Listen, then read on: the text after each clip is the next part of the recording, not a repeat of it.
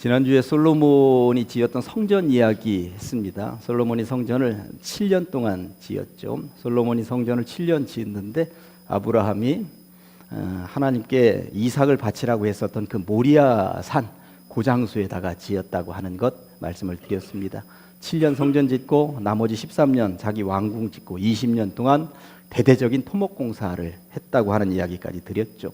그런데 그렇게 아름드리고 정말 멋지게 성전을 지어 놨는데 이 바벨론이 쳐들어와서 완전 예루살렘 성도 완전히 다 무너져 내렸거니와 성전도 불타서 없어졌다고 하는 것, 너무나도 안타까운 장면이었는데 이 하나님께서 예레미야에게 약속 주신 대로 70년 만에 바벨론 포로에서 돌아오게 되었죠. 바벨론이 무너지고 신흥 강국 페르시아가 이제 그 새롭게 강자가 되면서 페르시아 제국이 너희들 고향으로 돌아가라. 정말 예레미야에게 약속한 대로 정말 한치의 오차도 없이 70년 만에 고향 땅으로 돌아오게 된 것입니다. 돌아왔는데 뭐 외국에서 포로 생활하고 있다 보니까 별로 가진 게 없어요. 그럼에도 불구하고 성전은 지어야지, 우리가 살고 있는 이 집도 중요하지만 성전은 지어야지 하는 생각 가지고 성전을 짓기 시작하는데 돈이 별로 없고 가진 게 별로 없으니까 솔로몬이 지었던 성전보다는 조금 규모를 축소해서 성전을 짓게 되죠. 그래서 두 번째 성전을 스룹바벨 성전이라고 합니다. 그 당시에 그 민족 지도자가 스룹바벨이었거든요. 그런데 스룹바벨 혼자 짓는 게 아니라 성경책에, 구약 성경책에 저자로 되어져 있는 에스라, 느헤미야, 학개, 스가랴가 그 동시대 인물들입니다. 함께 힘을 합쳐서 으쌰으쌰해서 두 번째 성전을 눈물로 성전을 짓게 되는 것입니다. 그런데 그 이후에도 그 다양한 민족들의 침략, 그러니까 페르시아 제국 이후에 헬라 제국이 일어났고 이후에 로마 제국이 일어났고 그러다 보니까 이 성전이 자꾸 이리저리 무너져 내리기 시작을 한 거예요. 그리고 나서 이제 로마가 지배하는 시대가 되었습니다. 로마가 지배하는 시대가 되었는데 각 나라의 왕들은 세워 놓았어요. 로마가 지배하면서 왕을 하나 세웠는데 그 왕의 이름이 헤롯이었습니다. 헤롯. 제가 거기다 지금 써놨는데 기원전 20년이니까 예수님이 태어나시기 20년 전에 헤롯 대왕이 성전 개축을 시작했다고. 그래서 이것이 제3성전이라고도 하고 스룹바벨 성전이 거의 무너져 내린 데에 아주 증축 개축을 하게 되었다라고 하는 것인데 요 헤롯이 누구냐면 예수님 태어나셨을 때 동방 박사들이 가서 예루살렘 그곳에 가서 새로운 왕이 나셨다는데 어디에서 나셨습니까? 그 물었었던 그 헤롯입니다. 그랬더니 그 서기관들이 와서 예루살렘에서 구세주가 나지 않고 어디서 난다? 베들레헴에서 난다고 미가서 5장 2절에 쓰여 있습니다. 그러니 베들레헴으로 가보십시오. 그랬더니 이 헤롯이 가서 예수 구세주가 탄생한 것 보면, 왕이 나신 것 보면 나에게도 알려달라고 했었던 왕이 이 왕이죠. 그런데 동방 박사들이 이곳에 와서 알리지 않고 그냥 내빼버렸죠. 그랬더니 이 헤롯이 어떻게 합니까? 베들레헴 주변에 2살 이하의 사내 아이들을 전부 다 죽여버린 왕이 이 헤롯입니다. 그런데 이 헤롯이 예수님 태어나기 20년 전에 성전을 짓는 거예요. 이 헤롯은 굉장히 잔악한 왕인데 성전을 짓습니다. 왜 성전을 지었을까요? 신앙이 있어서 지은 것은 아니에요. 정치인들은 정치적인 머리를 굴리게 되어 있습니다. 지금 유대인의 왕이다 보니까 누구의 마음을 얻어야 돼요? 유대인들의 마음을 얻어야 돼요. 유대인들의 마음을 얻으려면 성전 지으면 저들이 최고로 좋아하겠다, 그런 생각을 가지게 되었다고 하는 것이죠. 이 헤롯은 원래 이스라엘 백성이 아니었습니다. 그런데 유대인의 왕이, 유대 나라에 통치하는 왕이 된 거예요. 왜 이렇게 되었는가? 갈릴리 바다 있고 요단강 있고 사해 바다 있고 이게 이제 네 등분에 1, 2, 3, 4 네 등분해서 땅덩어리가 있다는 이야기를 제가 여러 차례 말씀을 드렸습니다. 최꼭대기는 아람 나라였습니다. 아람 나라. 그 다음에는 암몬이었습니다. 암몬. 세 번째는 무엇일까요? 워낙 유명한 모압이었습니다. 그럼 여기 하나는 뭘까요? 에돔입니다. 에돔은 그러니까 요단강 동쪽 땅을 지배하는 4개 국가 이름을 지금 말씀을 드리는 거예요. 에돔은 누구의 후손들이에요? 에서, 야곱의 쌍둥이 형이었던 에서의 후손들이, 여기가 이제 산악지대인데 에서는 산에 돌아다니면서 특별히 짐승 잡아가지고 아버지에게 대접하고 그랬었던 인물인데 사락지대에서 살면서 후손이 이쪽에서 살고 있었던 것이죠. 헤롯은 에돔 족속입니다. 에돔 족속. 그러니까 처음에 그 야곱과 더불어서 이삭의 아들로서 있을 때만 해도 여호와 하나님 신앙으로 살고 있었을지 모르겠습니다만 요단강 동쪽 이쪽 아래쪽에 가서 살면서 하나님에 대한 신앙을 다 잃어버리고 살고 있었어요. 에돔 족속이. 그런데 전체 이쪽에 있는 유대 나라의 왕이 되려고 하려고 보니까 신앙을 가져야 되는 거예요. 근데 신앙 가지기 전에 여기 나라 왕이 되려면 백성들로부터 인기 얻는다고 되는 게 아니에요. 당신은 누구의 지배를 받고 있어요? 로마의 지배를 받고 있습니다. 로마에 돈도 좀 갖다 대고 로마 최고 권력자들에게 연줄이 닿아야 왕이 될 수 있다는 것입니다. 그러니까 로마에는 어떻게든 연줄을 대가지고 이 헤롯이 유대 나라의 네가 왕이다 이렇게 지명을 받았습니다. 그리고 이쪽에 와서 왕을 하는데 와 보니까 유대인의 마음을 얻어야 되겠다 그런 생각이 들은 거죠. 그래서 이 헤롯이 개종을 합니다. 어떻게 개종을 해? 유대인으로 개종을 합니다. 유대인이라고 그러면 보통 여러분들이 이스라엘 사람들은 전부 다 유대인인 줄 알고 있는데 그렇지 않아요. 이스라엘 땅에도 가보면 기독교인이 있습니다. 이스라엘 땅에도.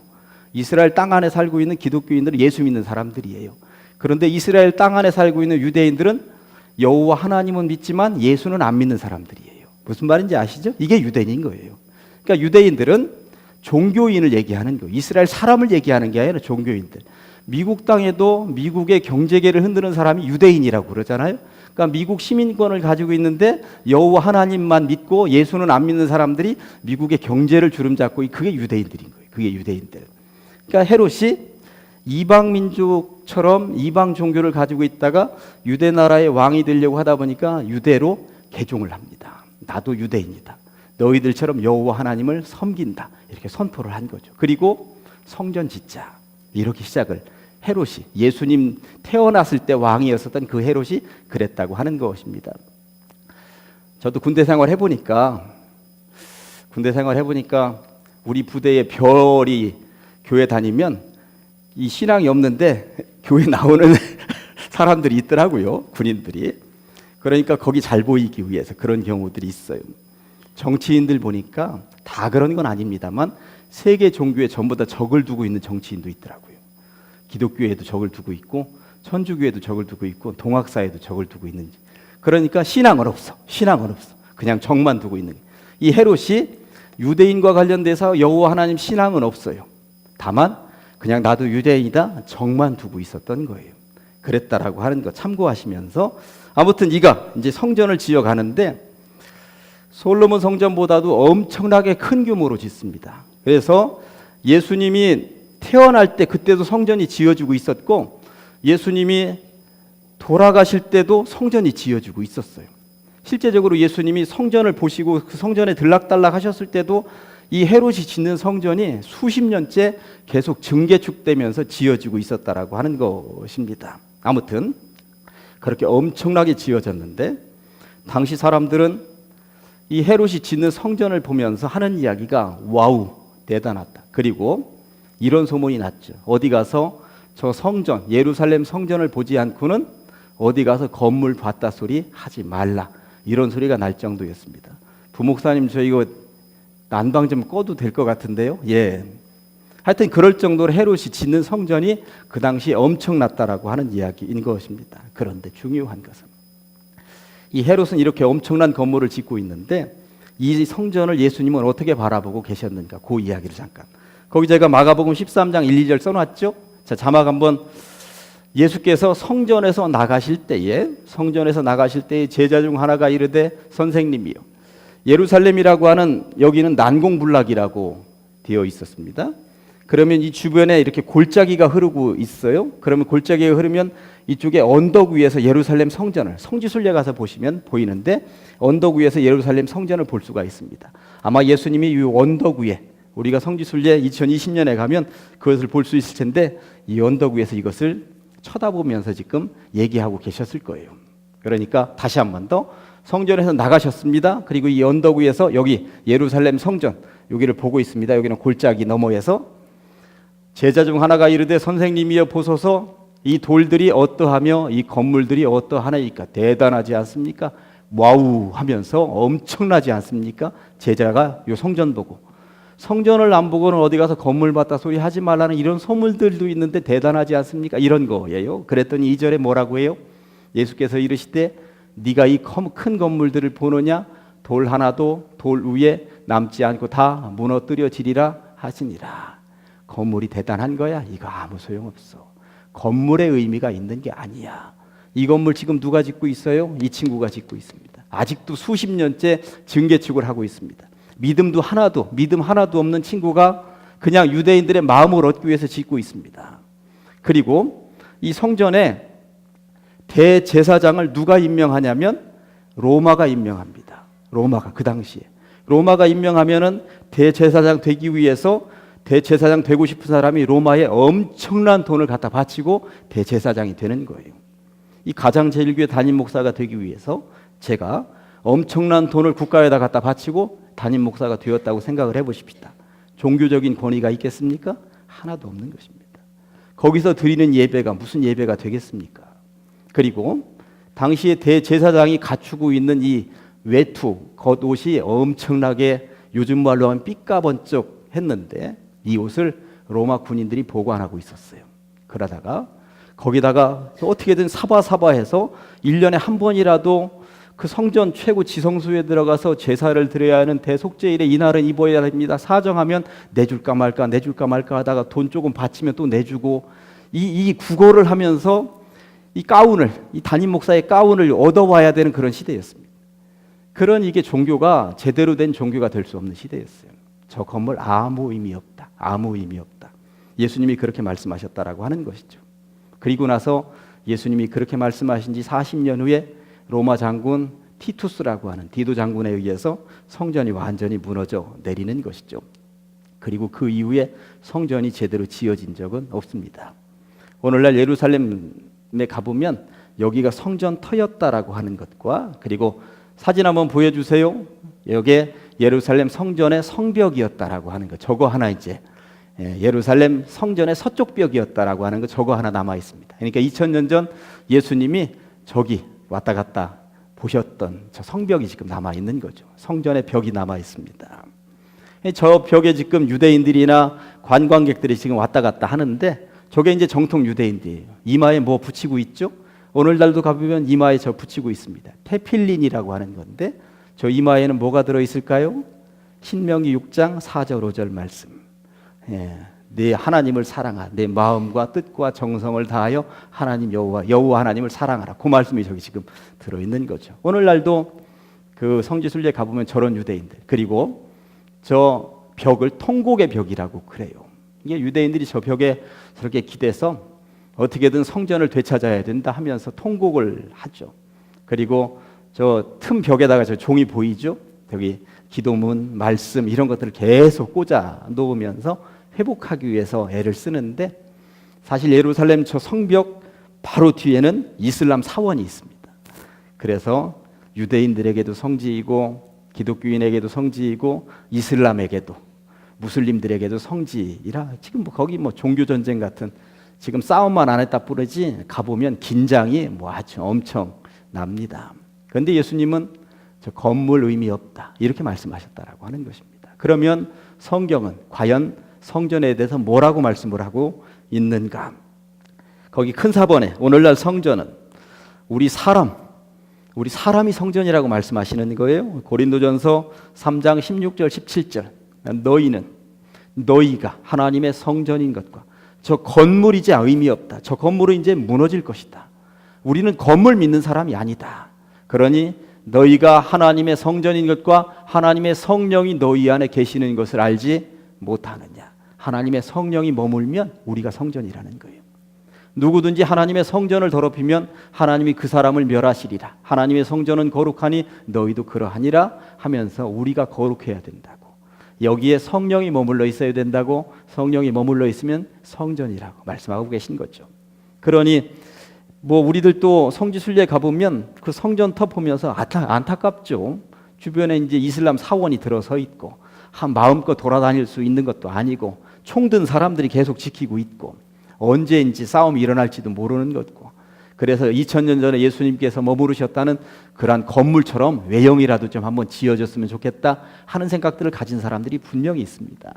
그러나 예수님은 분명히 말씀하셨어요. 건물 필요 없다. 건물 의미 없다. 다만 우리 성도가 성전이 되어야 된다라고 말씀하신 거죠. 성도만 성전이 되는 게 아니라 성경을 더 계속 읽어보면 교회, 이 믿는 사람들의 공동체 교회가 성전이 되어야 된다라고 말씀합니다. 에베소서 2장 20절부터 22절까지 너희는, 그러니까 예수 믿는 성도들은 사도들과 선지자들의 터 위에 세우심을 입은 자라. 그리스도 예수께서 친히 모퉁이 돌이 되었다라고 하는 말은 건물 모서리에 옛날에 우리 초가집이나 기와집들 보면 건물 모서리 기둥을 세울 때 여기에 모퉁이 돌 하나 세우고 거기다 기둥 세웠거든요. 생각나십니까? 이게 모퉁이 돌이에요. 건물이 무너지지 말라고, 흔들리지 말라고 모퉁이마다 돌들이 있는데 그 모퉁이 돌이 예수님이 되셨다. 그러니까 예수님 위에 건물이 세워지면 흔들리지 않는다는 이야기죠. 그의 안에서 건물마다 서로 연결하여, 건물마다 서로 연결한다라고 하는 것은 성도들마다, 교회들마다 서로 연결하여 주 안에서 뭐가 되어가고 성전이 되어가고, 이 교회가 성전이 되어가야 된다라고 하는 말씀이죠. 너희도 성령 안에서, 교회도 성령 안에서 하나님이 거하실 처소가 되기 위하여 예수 안에서 함께 지어져 가야 된다. 그러니까 예수 믿는 사람들은 예수의 생각 가지고 함께 지어져 가는 성전이어야 된다. 개인도 성전이지만 교회 공동체도 성전이어야 된다. 사실 교회도 건물이 무슨 의미가 있겠습니까? 건물이 우리를 구원시키는 것은 아니거든요. 그러니까 이 교회에 다니는 성도들이 얼마나 성령의 생각으로 살고 있느냐, 이것이 중요하다라고 하는 것입니다. 아무쪼록 부디 비옵기는 성령이 거하는 성전된 삶을 사시기를 간절히 축원합니다. 예.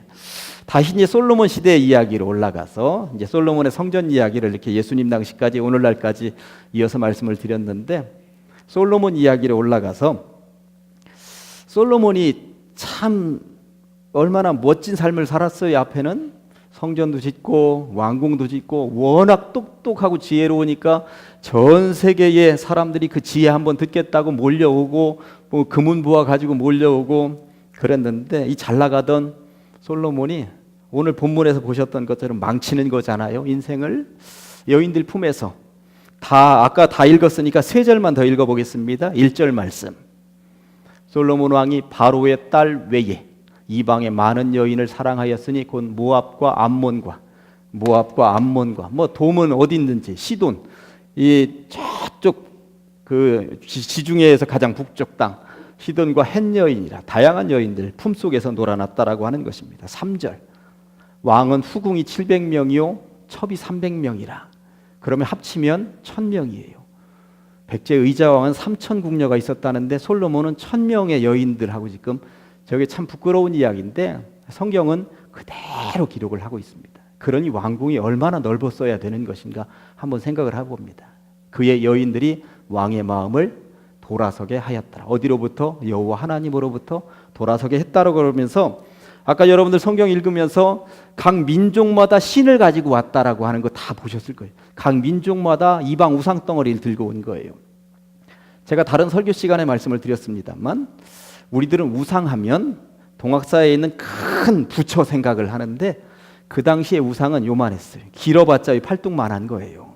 그러니까 나무 조각, 돌 조각으로 만들어서 이렇게 손에다가 들고 다니는 게 우상이었어요. 그러니까 편하게 들고 다닐 만한 것을 우상으로 섬겼어요. 그래서 항상 수호신처럼 손에다 들고 다니고, 우리도 옛날에는 무슨 부적을 몸에다가 이렇게 주머니에다 넣고 다니듯이 우상을 주머니에다 넣고 다닐 정도의 크기였다라고 하는 것입니다. 그러다 보니까 이방에서 전부 다 그 갖고 들어와서 그것을 섬기고, 솔로몬은 또 여인들의 이 뭐 말에 녹아 들어가서 그 이방 우상을 섬길 수 있는 산당 다 지어주고 그랬다라고 나와 있는 것 아닙니까? 8절.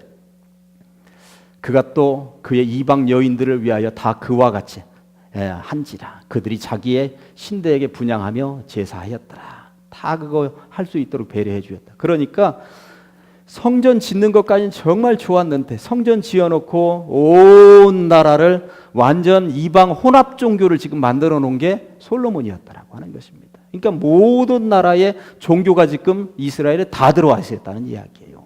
참 얼마나 안타까운 장면입니까? 근동에 있는 모든 신이, 모든 우상덩어리, 모든 조각들이 다 들어와 있었다고 하는 것이죠. 참 부끄럽고 안타까운 장면입니까? 성전 잘 지어놓고 이게 뭐하는 짓이란 말인가. 그런데 그것뿐만이 아니었습니다. 백성들은 백성들 나름대로 참 이 몸으로 고생을 했는데 열왕기상 12장 4절에 솔로몬이 죽고 그 아들 르호보암이 왕이 되었을 때에 일부 백성들이 찾아가서 하는 이야기가 나와 있죠.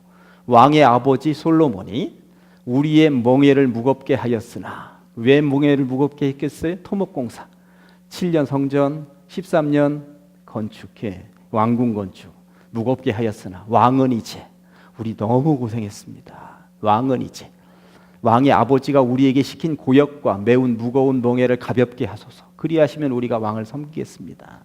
백성들이 사실 징글징글했다는 이야기인 것입니다. 솔로몬은 굉장히 부귀영화를 누리면서 살았을지 모릅니다만 백성들은 그 노동 노력 봉사하면서 애쓰고 수고했다라고 하는 것이죠. 사실 우리 교회도 이 건물 지었습니다만 이 건물 지을 때 벽돌 나른 이야기도 제가 듣고 벽돌 우리 여자 권사님들도 직접 짊어지고 올리고 뭐 그랬다는 말씀도 들었어요. 그 공사 한 1, 2년 했을 거예요. 20년 했다고 생각을 해보십시다. 다 떠날 거래요. 아마 20년 동안 짊어져서 벽돌 나르고 기둥 나르고 그랬다고 한번 생각을 해보십시다. 이게 쉬운 게 아니에요. 쉬운 게 아닙니다. 요즘 같으면 생명이라도 길죠. 그 당시는 45세, 50세 살던 시대였습니다. 그러면 인생의 반을 그냥 이 노력, 이 노동하다가 끝난 거예요. 그러니 백성들이 얼마나 힘들었겠습니까? 그러니까 하여튼 성전 지을 때만 해도 신앙 가진 사람들이 와우 하면서 전부 다 솔로몬 했는데 신앙 완전히 바닥을 쳤죠. 그리고 모든 백성들 노력 봉사 때문에 지쳤죠. 백성들 지쳤습니다. 그러다 보니까 솔로몬을 이렇게 거부하는 분위기들이 백성들 사이에서 솔로몬을 거부하는 분위기가 나타나기 시작을 했다라고 하는 것입니다. 이게 적절한 예일지 모르겠습니다만 제가 우리 성도님들하고 정말 교육관 공사 잘 예쁘게 잘 지어놓고 이제는 됐다 하고 제가 동학사로 갑사로 막 이렇게 해인사로 절구경이나 다니고 있다고 생각을 해보세요. 제 설교 듣고 싶은 사람이 누가 있겠습니까? 지금 솔로몬이 그 짓거리를 하고 있었다는 이야기인 거예요. 그러다 보니 새로운 인물을 찾아야 된다. 이런 분위기가 팽배하게 일어나고 있을 때에 두각을 드러낸 인물이 하나 있었는데 그게 바로 여로보암이었다고 하는 거예요. 열왕기상 11장 26절부터 28절까지 봅니다. 솔로몬의 신하 느밧의 아들 여로보암이 또한 손을 들어 왕을 대적하였으니 더군다나 이 여로보암이 좋은 게 뭐냐면 그는 에브라임 족속이다. 제가 에브라임 족속이 얼마나 우수한 족속 그리고 이 권력을 가지고 있는 족속인지는 여러 차례 말씀을 드렸습니다. 그러니까 남쪽 유다를 빼놓고 북쪽 지역을 이끌어가는 족속이 에브라임이었습니다. 에브라임 족속인 스레다 사람이요 그의 어머니의 이름은 스루아니 과부더라. 그랬는데 잘 길러냈다는 거죠. 그가 손을 들어 왕을 대적하는 까닭은 이러하니라. 이 왕은 솔로몬이에요. 솔로몬을 대적하는 까닭은 이러하니라. 솔로몬이 밀로를 건축하고 그의 아버지 다윗의 성읍이 무너진 것을 수축하였는데 하면서 솔로몬이 토목공사한 이야기들이 쭉 나옵니다.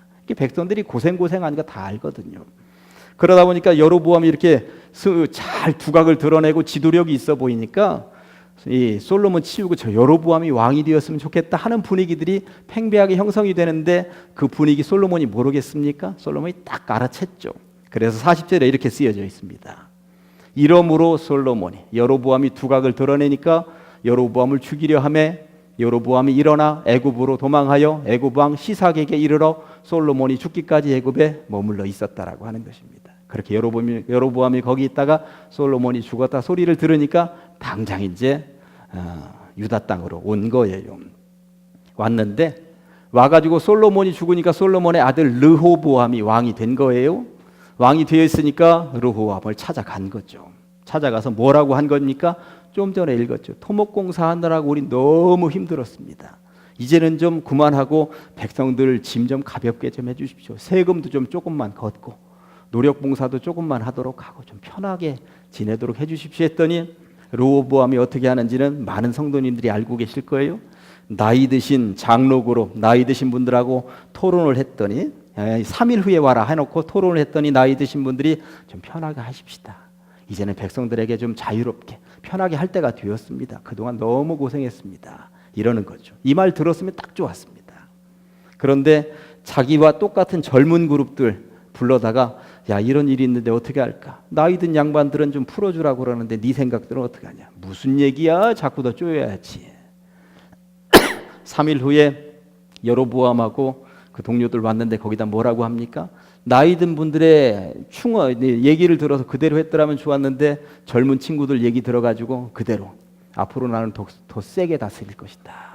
채찍, 전갈 채찍으로 다스릴 것이다. 요 말 했다가 여로보암이 나라를 툭 잘라서 다른 나라를 하나 만들었는데 그게 바로 북이스라엘을 만드는 거죠.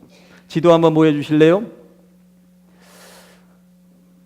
예, 저게 이제 이스라엘 땅 지파별로 땅이 되어져 있습니다. 남쪽에 보면 최고 남쪽 왼쪽에 시므온이라고 하는 것이 약간 돼 있습니다만 그 바로 위에 유다와 베냐민이라고 하는 두 개 지파만 빼고 나머지는 전부 다 북이스라엘인 거예요.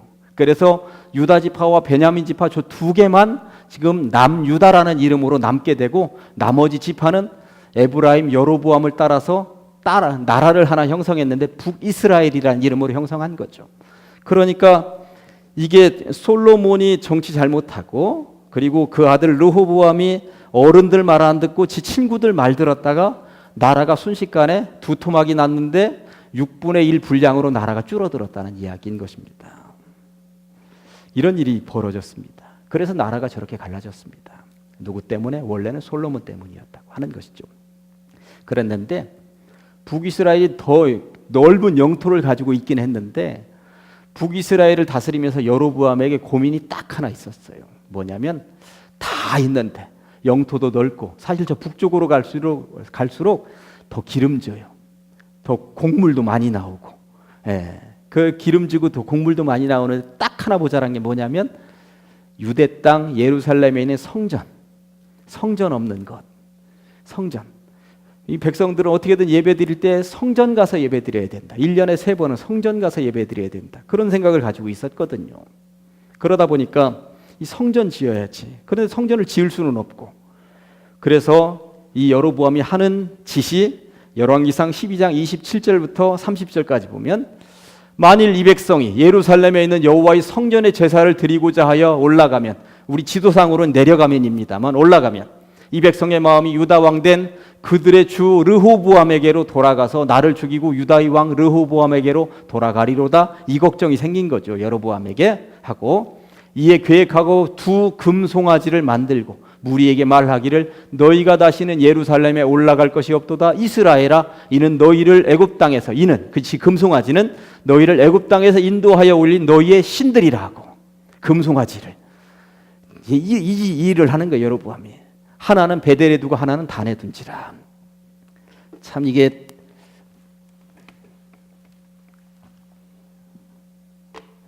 지금 요 사해바다 이쪽에 여기가 예루살렘이에요. 예루살렘 영토가 여기가 지금 유대 땅이 된 것입니다. 유대 땅.